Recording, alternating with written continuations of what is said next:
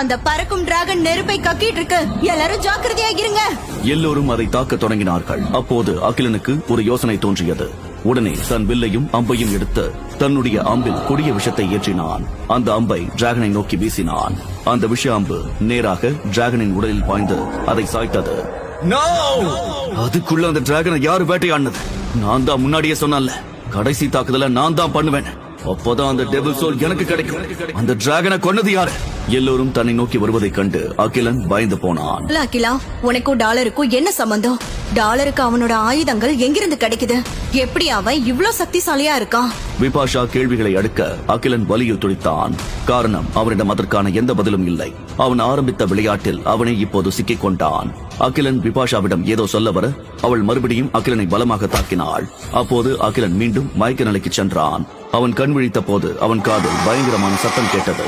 அகிலனை ஒரு ஸ்டேடியத்தின் நடுவே கட்டி வைத்திருந்தார்கள். அவனுக்கு முன் 8 கால்கள் கொண்ட ஒரு ராட்சச ஜந்து கூண்டில் அடைக்கப்பட்டிருந்தது. அது அகிலனை பார்த்து சத்தமாக கர்ஜித்தது. இது என்ன? ஏன் இங்க கட்டி போட்டிருக்கீங்க? நீ உயிரோட இருக்கணும்னா அந்த டாலரை கூப்பிடு. அவன் இங்க வந்தாதான் நீ உயிரோட இருக்க முடியும் Akila. Your countdown starts now. Bipasha கை காட்டியதும் அந்த ராட்சச ஜந்துவின் கூண்டு திறக்கப்பட்டது.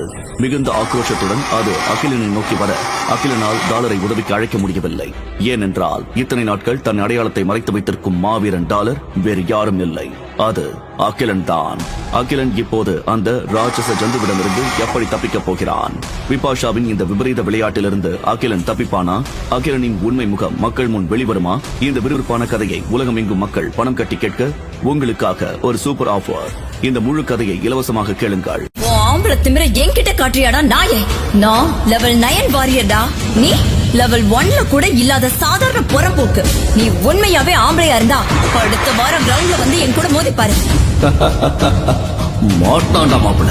இதுவரைக்கும் இந்த சைபர் வேர்ல்ட்ல விபாஷா கூட சண்டை போட்டு யாருமே உயிரோட இருந்ததில்ல. விபாஷா ஃபைட்டுக்கு கூப்பிட்டவன் தான் நம்ம ஹீரோ அகிலன். அகிலன் ஒரு சாதாரண குடும்பத்துல இருந்து வந்தவன். அவங்க அப்பா இறந்ததுக்கு அப்புறம் அவன் சித்தப்பா செஞ்ச துரோகத்தினால கையில ₹1 கூட இல்லாம வீட்டை விட்டு வெளியில அனுப்பப்பட்டான். அவனோட அம்மா உயிரையும் அவன் சொந்த வீட்டையும் காப்பாத்த அவனுக்கு ₹3 கோடி பணம் தேவைப்பட்டுச்சு. அதனால அவங்க அப்பாவோட ஃப்ரெண்டான ப்ரொஃபசர் மித்ரன் மூலமா பூமியில இருந்து சைபர் பிளானட்டுக்கு டிராவல் பண்ணி வந்தான் அகிலன். ஆனா இங்க வந்து சைபர் பிளானட்லயே பெரிய பவர்ஃபுல் வாரியர் விபாஷா கிட்ட தெரியாம மோதி ஆபத்துல சிக்கிக்கிட்டான்.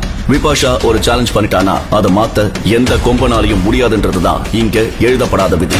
நீ என் கூட சண்டை போட்டுதான் ஆகணும். ரெடியாரு அப்படின்னு சொல்லிட்டு விபாஷா ஒரு விசில் அடிச்ச உடனே அவளோட செல்ல குதிரை அவகிட்ட ஓடி வந்துச்சு. கோபமா அதுல ஏறி கிளம்பிட்டா விபாஷா. பயத்துல உறைஞ்சு நின்னா அகிலன். நரின்னு நினைச்சுதானே வேட்டையாடுறதுக்காக கத்தியால குத்தின? டேய் அறிவு கெட்ட மடையா.